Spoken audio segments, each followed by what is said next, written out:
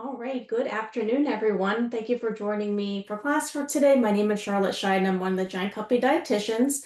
So for this class series for Produce Spotlight, we are focusing all on apples and pumpkins, which is perfect for this time of year. I don't know about you, but I know in our house we are eating such a ton of apples at the moment. So the class series features apples and pumpkins, but we're going to be talking all about apples today, which I'm sure with the fall weather, there's a lot of apple picking going on and just, again, a variety of apples. So I'm sure all of you are also enjoying apples this time of year. So that is sort of what we're going to be talking about today. But the first thing I want to do is just do some fun true or false questions about apples, just to test your knowledge. So our first true or false question is, and let me pull this up in the poll. Let's see. Here we go. All right. So the first one is Pennsylvania ranks fourth in the nation for apple production. So true or false?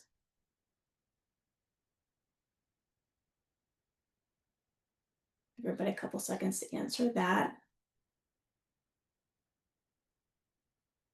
All right, so I'm going to go ahead and end the poll and share the results. All right, so it looks like the majority of you did say true and some said false. So let's see what the answer is. So this one is true. So there's a lot of apple production going on. I know for those of you who probably live in Pennsylvania, like myself, a lot of apple varieties, many different places, which is super exciting this time of year, especially because you can go apple picking.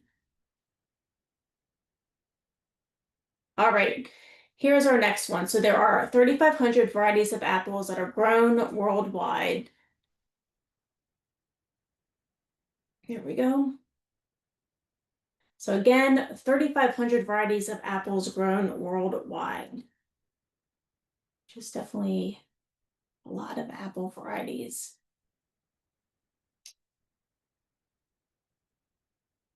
All right, so I'll go ahead and end the poll. Let's see what everybody said.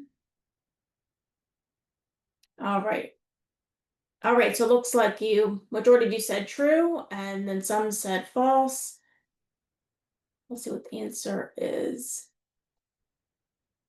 All right, so this one is false because there's actually over 7,500 varieties of apples grown worldwide, which I didn't even know that before until I researched it, but was blown away. So a lot of great apple varieties to choose from.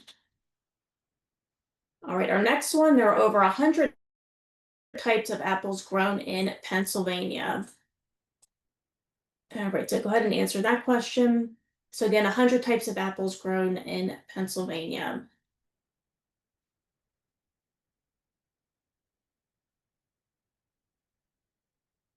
All right. Poll. Let's go ahead and share the results. So for the majority of you said true. And so let's see what the answer is. So this one is true. So probably again, if you live in Pennsylvania, you know that there are a variety of different types of apples here. All right, so last one. All right. So apples are not a good source of vitamin C. This might be a little bit too easy of a of a question, but let's see what you say. So again, apples are not a good source of vitamin C. So we know that vitamin C, especially important for our immune health. All right, so go ahead and end the poll. Looks like I didn't fool too many of you. So majority said false. Again, some said true. So let's see what the answer is. So this one is false. So apples are a great source of vitamin C. So again, especially with the germ season and all that great stuff, this time of year, definitely beneficial for immune health, but apples are a great source of vitamin C among the different nutritional benefits that we'll talk about in a couple slides. So thanks everybody for answering those fun true or false questions. All right, and I promise this is my last poll because I want to hear from all of you. What is your favorite type of apple? So I know for myself, and let me pull up this one. Again, this will be our last one.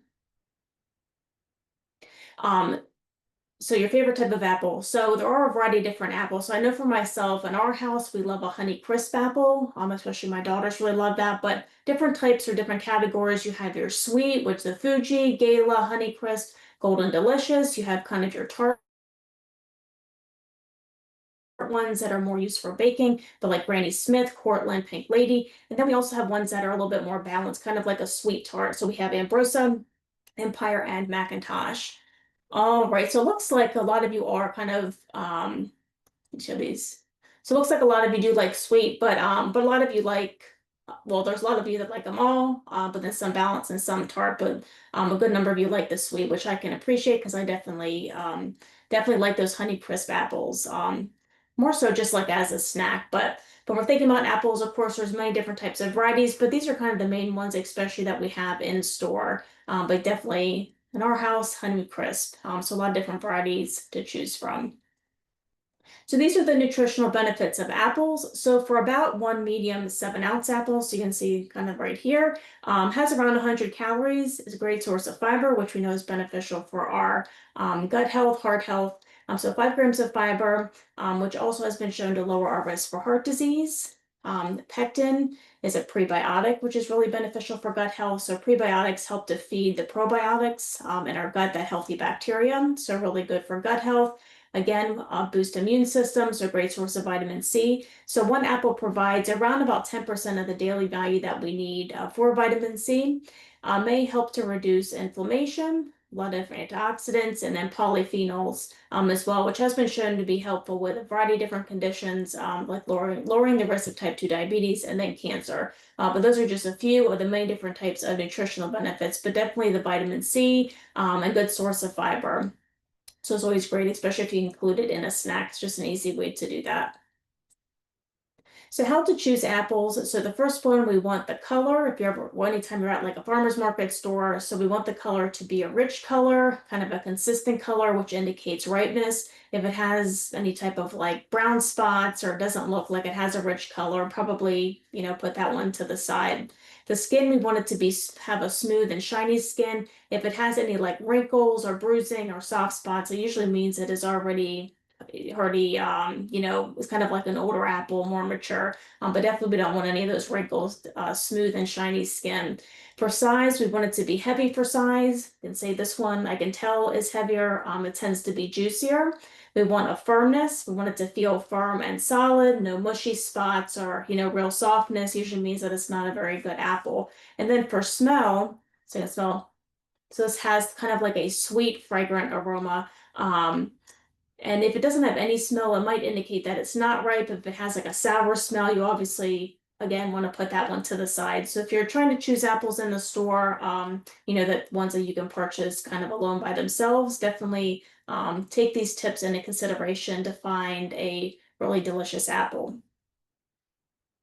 And for storage and cleaning, of course, anytime we are eating an apple right before you're using it, you want to rinse it. Help if there's any bacteria or whatnot on the apple, helps to get that off. So we want to rinse our apples. If you do rinse the apples, you always want to eat or put them in the refrigerator soon after washing to prevent excess moisture from causing mold.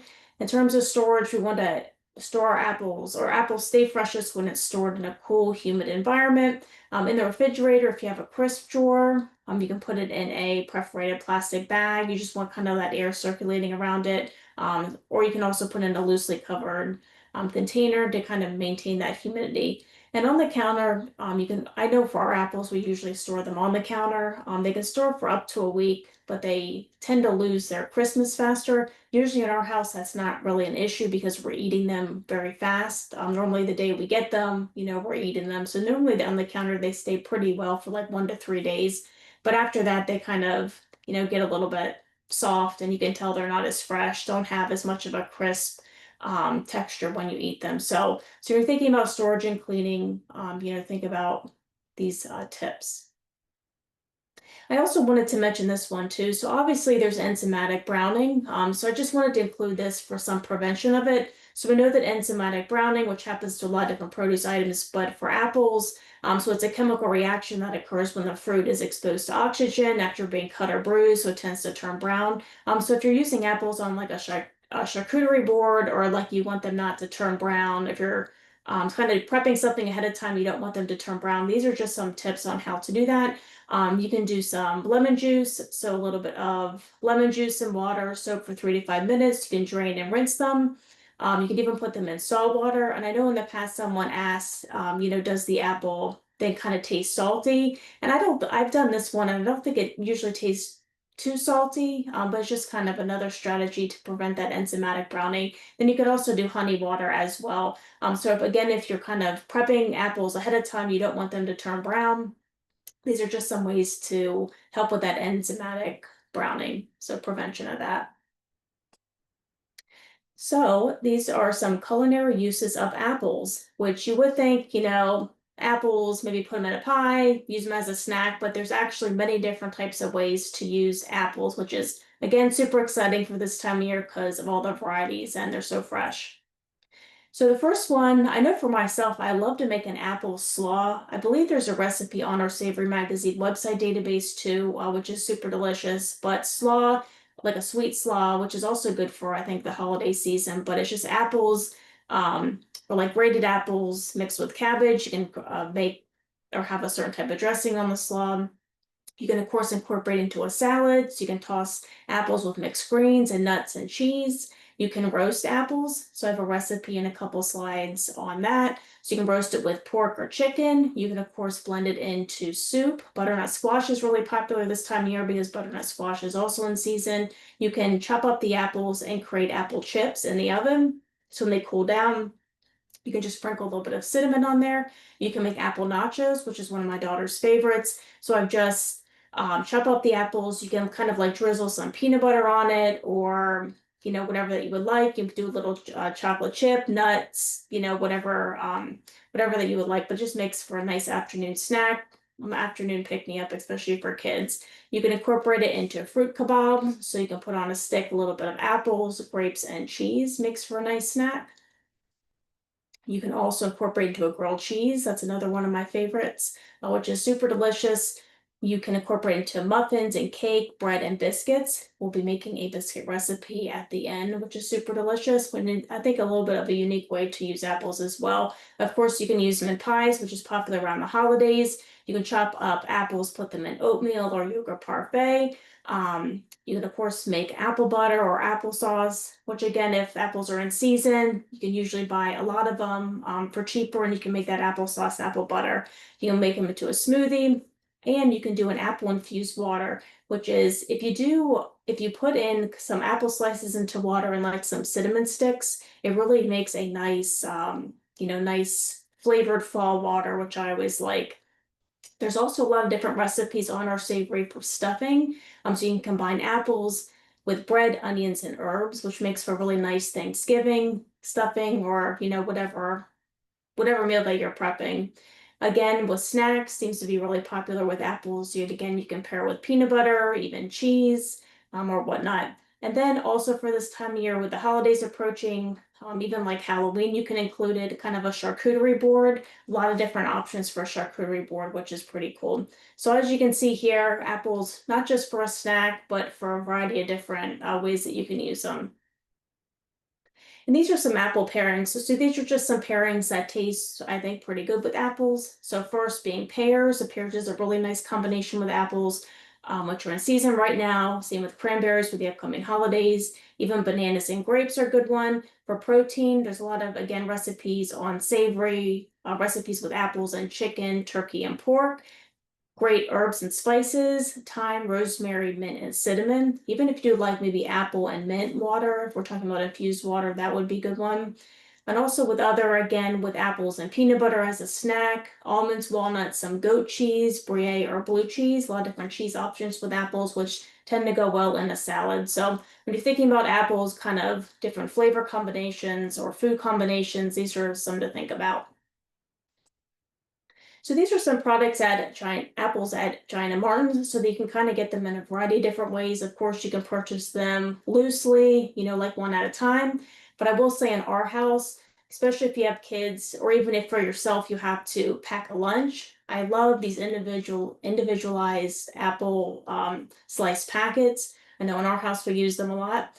But we have, you can do the red apples, green apples, which are nice. But you can also purchase green apple slices in a larger container. So if you want to keep them in your refrigerator and your kids come home from school or yourself come home from work, you can, take them out as you need them. And this does have a little bit of, I forget exactly what is on it, some type of citric acid or whatnot to prevent that browning, which is nice. You can also get them in a bag. So if you are making, applesauce or whatnot, you can get them at larger sizes. So that's a nice one. And also freeze-dried apples. So the one product that is my favorite is the crispy fruit, which is I always make like a trail mix with the freeze-dried apple, kind of like a harvest trail mix, which is nice. So there's a variety of different ways to, or different products for apples. But definitely if you haven't before, these apple slices, we always have those in our refrigerator, which is nice. So these are some apple recipes from Savory. So you can always view our Savory recipes online at any time, which is really nice. This is our most recent Savory magazine. So the first one I had mentioned about a great pairing for apples is chicken. So this is a skillet chicken with apples and cider.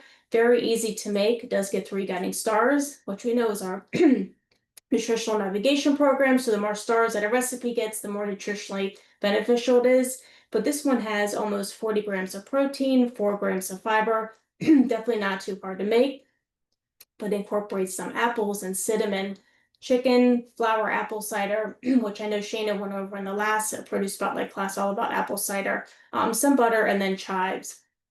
So I like kind of a 1 skillet dish because it's very easy cleanup, but this is one option for apples. So I've made these before, which I know I keep talking about my daughters, but they always like this recipe as well. So this gets 2 guiding stars. It's a spiced oatmeal and apple bar. So we have some old-fashioned oats, flour, baking powder. We'll incorporate some ground cinnamon, whatever type of apples that you like, apple cider, a little bit of dark brown sugar, just to kind of give it maybe a little more sweetness. I think even with this one, you could probably even switch it out maybe for applesauce if you don't want, brown sugar in that. Gives it some moistness. And then again, some butter, egg, and then vanilla extract. But this one has 5 grams of protein, 3 grams of fiber, so it really makes for a nice snack. And it's I think it's really delicious. You can put it, in a pan, bake it, and then you can put it in the refrigerator and pull it out as you need it. So we talked a lot about salads and apples. So this is a apple harvest salad with feta, which incorporates a lot of the fall flavors this time of year.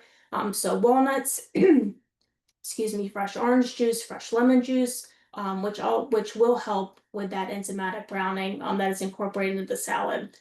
Some Dijon mustard, olive oil, some kale, beets, apples, and then feta cheese. Just super delicious. I love a good feta cheese. So a lot of great flavors with this one. Has 9 grams of protein, 6 grams of fiber, and gets 2 guiding stars. So if you're looking for a salad recipe to kind of switch it up for the fall season, this is a good one.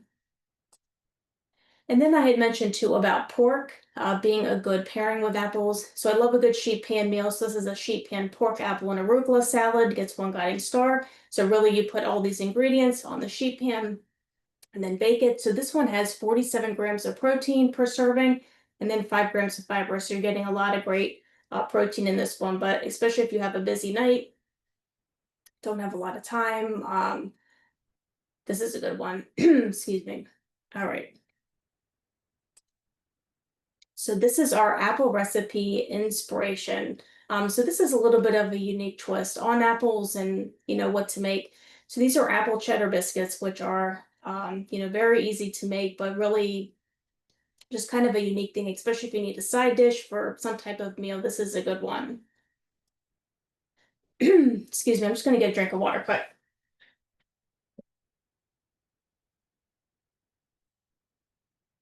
All right, so this is our apple cheddar biscuits, gets 1 guiding star. So this recipe, you can usually make about 8 to 10 biscuits. So the baking mix, I don't know if anybody has used a baking mix before, but basically what it is, so this is the baking mix right here, is a pre-made blend of dry ingredients, kind of used as a shortcut in baking, but it usually includes like your flour, your baking powder or soda, salt, and then sometimes that sugar or fat, but we're going to be using that in our biscuit recipe. And let's see, so we have our baking mix and we're going to be adding some whole milk, some salt, mixing that together. grating up our apple, and then folding that in as well with our cheddar cheese. And then after you bake them, you melt a little bit of butter, put some chopped chives, which the chives that I have are kind of halfway dried, so they still taste somewhat fresh. Or mean fresh, meaning like you're buying them fresh, but these are, they partially dried. We always want to keep those in the refrigerator, so we'll be using that. So you melt the butter, put some chives in, and then you brush it right on. But very easy recipe, and again, nice addition to a side dish. So these are just the directions, which I already said. So actually, let me go and preheat my oven to 425.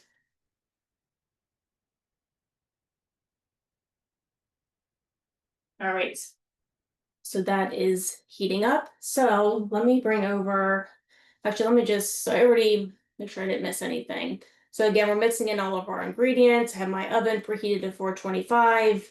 Then we're going to be grating our apple and then folding it in to our mix with the cheddar cheese. And normally you want to bake them for about 12 minutes.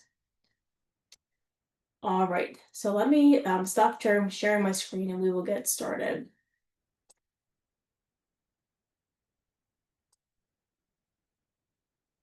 Let's see here. Okay. All right, so the first thing that I'm going to do is,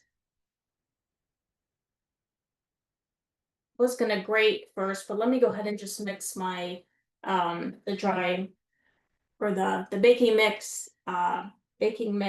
milk, and then salt. So again, I just have my baking mix right here. I'm going to put 2 cups in my bowl.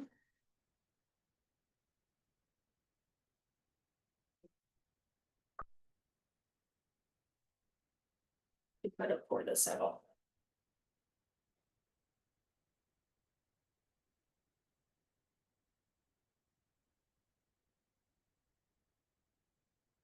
All right, get a little bit more. All right, so do 1, do 2.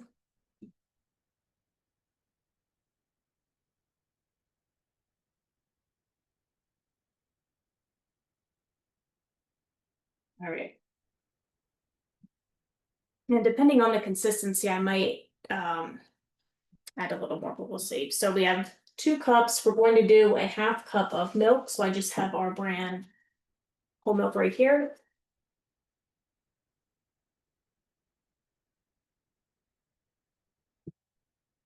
So do 1/2 cup, and then 1/4 of a teaspoon of salt.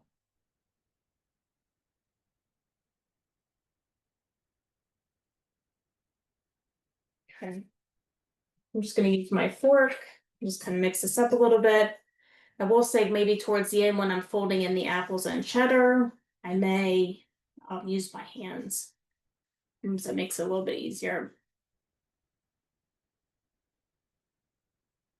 All right, so this is coming together well. You just try to get it off the sides.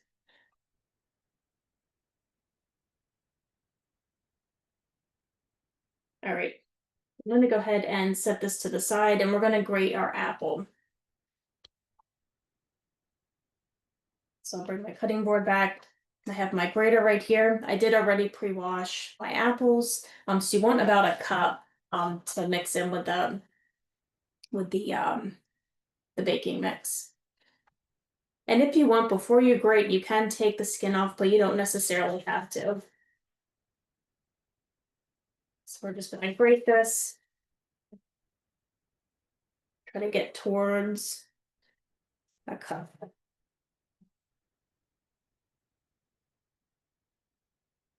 And I will say for an apple, you normally want like the bigger holes for grate or for the grater, because if you do more of the smaller ones, the apples just kind of end up very mushy, which you can probably still add them into the baking mix, but I always do like the bigger hole for the grater.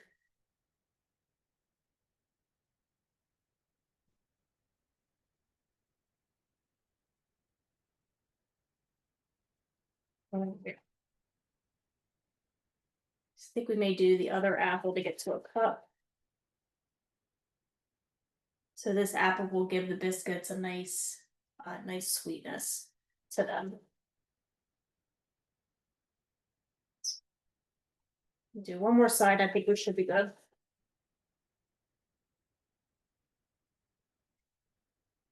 All right.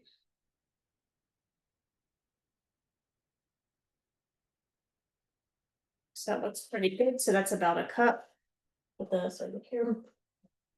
Just gonna add this. So you can see they gave kind of a nice grate.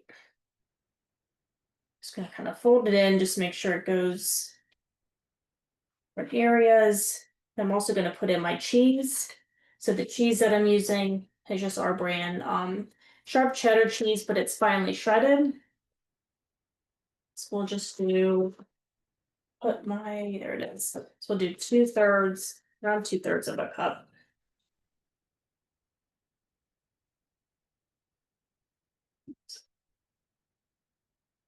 All right. So I'll use my fork to mix it around, but then let me just sometimes using your hands is a little bit easier. We'll just mix this up. I might just add a little bit more of this baking mix, just because it's a little bit almost too wet, but the biscuits not quite be as wet. Okay. So mixing this up, but again, you can use a fork or any type of thing like that, but hand is just easier. All right. So you can see here, this is our mix. Let me go and let me just rinse off my hand. Well, actually, I'm not going to rinse off. Let me just get a paper towel.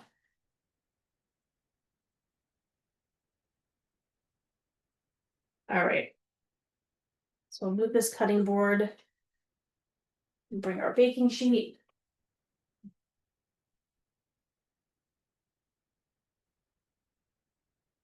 So normally, again, for this recipe, you can get about 8 to 10, depending on how big you want your biscuits. So we'll do this side.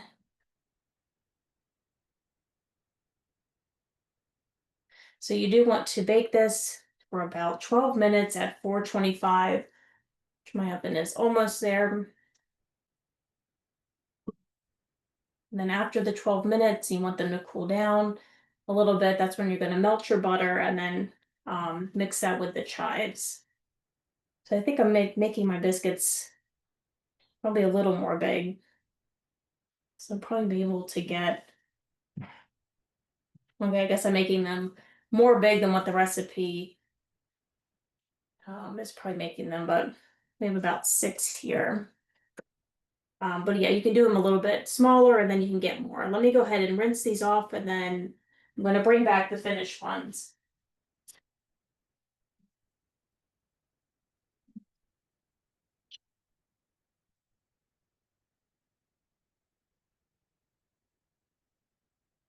All right. All right, so I'm going to wait till my oven gets to 425 and then I'll put them in. But let me bring back the actual finished ones that I made before class. All right, so here are the finished ones that I made before class. So what I'm going to do is go ahead and melt my butter, maybe for like 30 to 40 seconds or so. Then I'm going to mix in my chives. So let me go ahead and do that.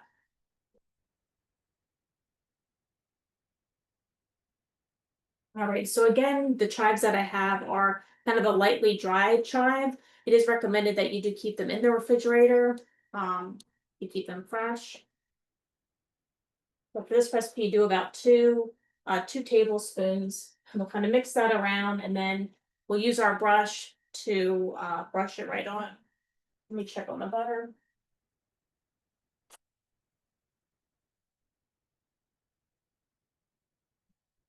Maybe 10 more seconds. Because you just want the butter just to be melted. You don't want it to be boiling or anything like that. Let's. All right, so that looks good. We're going to add in 2 tablespoons chives. I love the smell of chives. Tastes so good with a biscuit, recipe. Right. So go ahead and mix this around. And then I'm just going to take my brush. This is one of the best kitchen tools, I think. Use this all the time. So we're just going to just put it right on the top.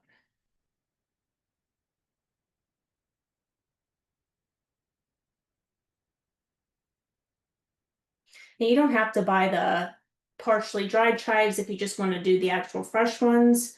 You would just chop those up.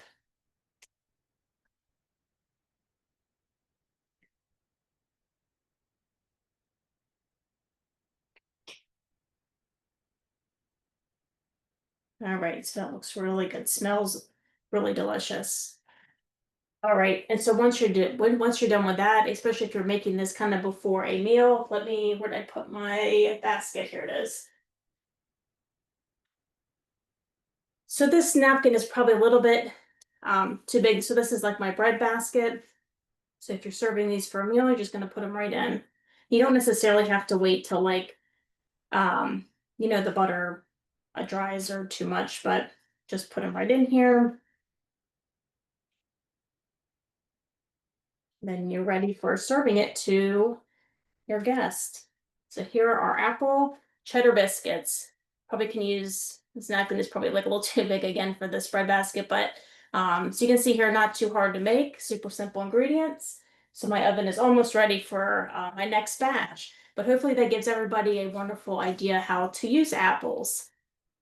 All right, so I'm going to stop recording.